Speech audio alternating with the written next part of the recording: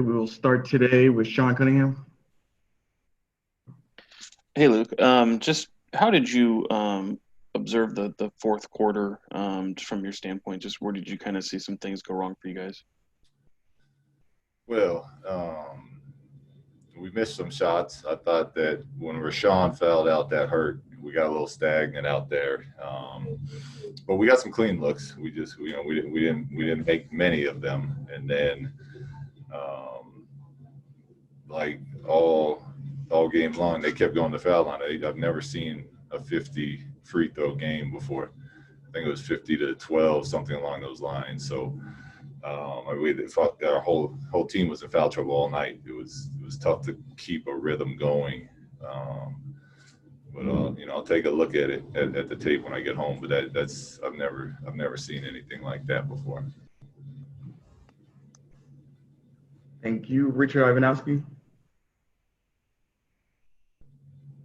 There you go. Yeah, hi Luke.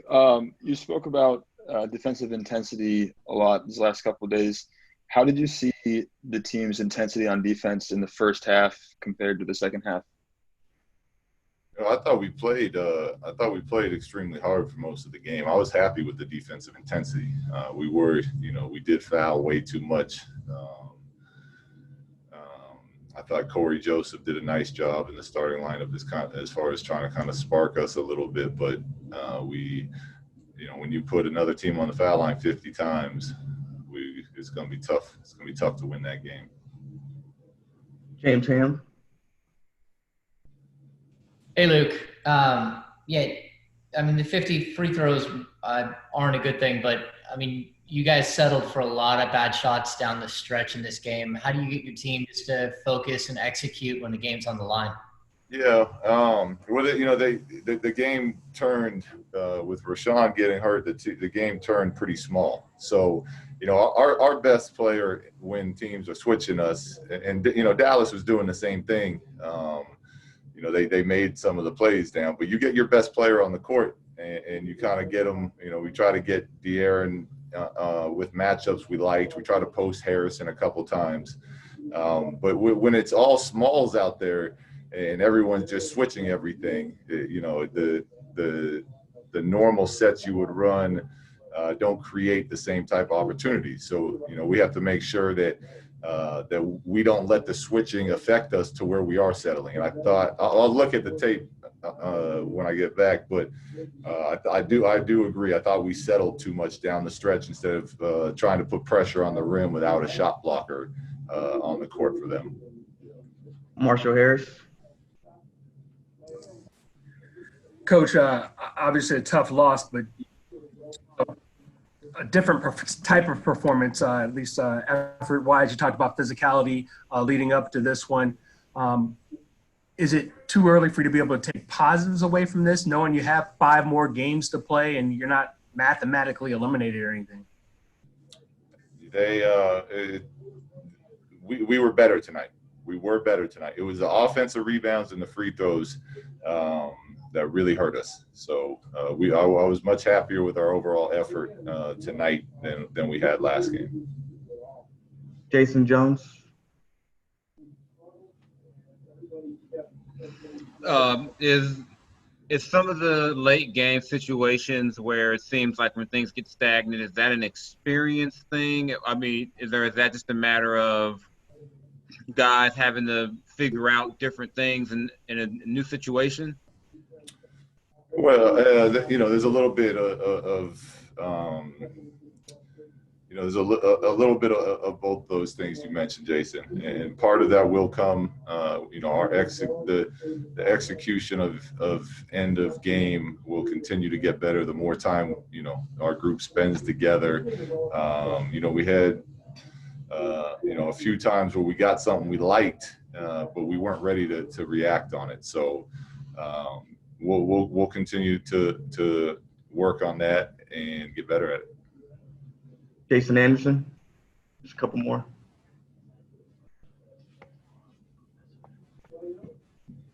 Guys, can you hear me okay? Yes. All right, sorry, glitchy on my side. Luke, can you talk a little more about the decision to start Corey, what you were hoping to accomplish there, and whether it's something you think you'll stick with moving forward?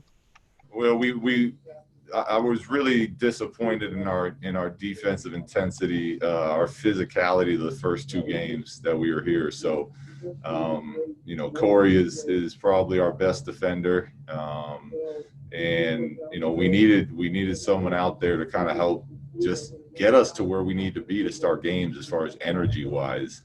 And that was kind of the thought process behind the decision. And I thought Corey did a perfect job of that. He was leading, he was vocal, he was picking up full court.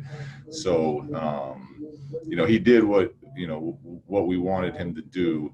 And as far as going forward, that was more for today. And then we'll look up, Dallas has unique circumstances with their players and Luka and Porzingis at the center. We'll reevaluate and see what the matchups look like for the next game. All right, last one, follow-up, James Ham. Hey, Luke. Number one, I guess your players got in position where they could have drawn fouls on multiple times, but they don't draw fouls. They don't get into players. But you watch what the Mavs are able to do. I mean, of the 50 to 12 discrepancy, whatever it is, how much of that is on your players, and how much of it do you think is an officiating issue? Well, I think there's a good amount on our players, James. I do think we talk about it all the time. We show film on it. We can't grab it, to get around screens. We gotta keep our hands out, show our hands, and not come down. So I do think when I go back and watch the film, there's going to be a good amount that's on us, and that's something we continue to harp about with our guys. And hopefully it's games like this that really help speed that lesson along, because that's a game that we probably should have won if it wasn't for sending them to the foul line 50 times. And I mean, maybe we fouled them every time. I've just never seen that before, where one team shoots 50 free throws and another team shoots 12. And it wasn't like Dallas is just big attacking the paint. They shot 43s as well. Both teams had the same amount of points in the paint. So again, I'll watch it, but we are definitely responsible for some of that stuff. All right, thank you, Coach.